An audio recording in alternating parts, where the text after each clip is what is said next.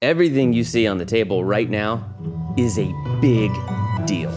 We are about to talk in depth about the Passover meal because it is seriously the most important meal in the history of Judaism and Christianity together. It's that big of a meal. So joining us right now, we have Sam, Dr. Tom, and Matthew from the YouTube channel Grafted. Yes, we're gonna take a look at the modern Passover Seder meal and discover how all of these elements point us to the Messiah. So pull up a chair, put your feet up, and come and join us. Just don't take Elijah's seat.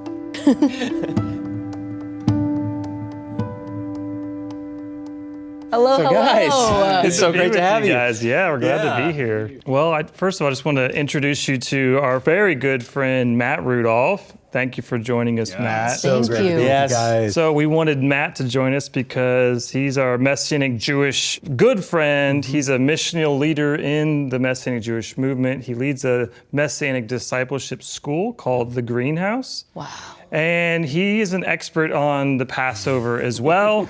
He's led many, many Seders throughout his life. And so what we really wanted to do was to demonstrate this unity of the family between Jew and Gentile, because that's really at the heart of the Passover meal. For sure. So we want to show that together. Yeah, and that's kind of the heart of what we try to do with Grafted too, is help bring unity to the family by showing the Jewishness of Jesus, and this is just kind of helping us portray that, show that right here at this table. So what we're going to do is, we're not going to do a full Seder because we would be here for hours. Right.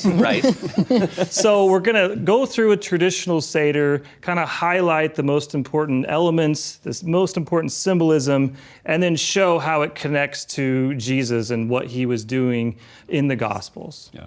I'm excited, so let's stick in. What do I eat first? Well, I think one thing that we could talk about first is that Seder actually means order. And so we want to make sure we have the right order, and everything on the Seder plate means something.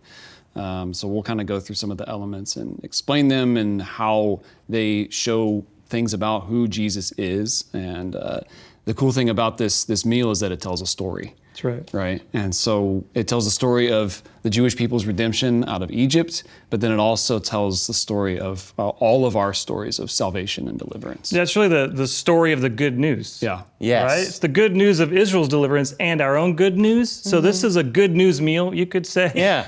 And so to have a traditional Seder, you usually follow what's called a Haggadah, which is a great Hebrew word. Haggadah. Bless So, Matt, tell us a little bit about the Haggadah. What is a Haggadah? Yeah, the Haggadah is So now you can already see there are different ways to pronounce Hebrew, right? And I know how to pronounce none of this. it literally means the telling. And it comes from this verse in Exodus chapter 13 and verse 8, and it says, "And you shall tell your son in that day, saying, this is done because of what the Lord did for me when I came up from Egypt." Yeah. And so it's an amazing thing because we're actually told to put ourselves into the story.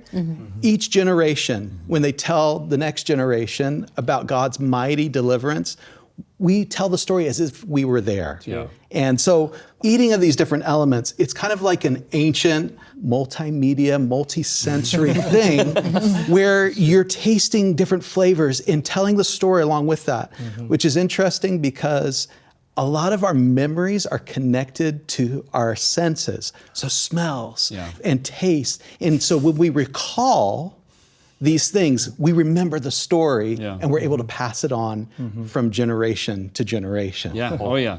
So this is the core way to step into the story, and you can already begin to see that the Passover is really connected to communion, right? So communion is really a mini Passover. Yeah.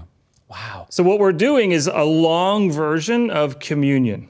Yeah. What is communion? It's eating and drinking and remembering. Yeah. It's amazing. Wow. You know, when Jesus says, do this in remembrance of me, to the Jewish people, there's a commandment throughout the Hebrew scriptures to remember. We're commanded to remember. And it's one of the ways that we live out our faith before God.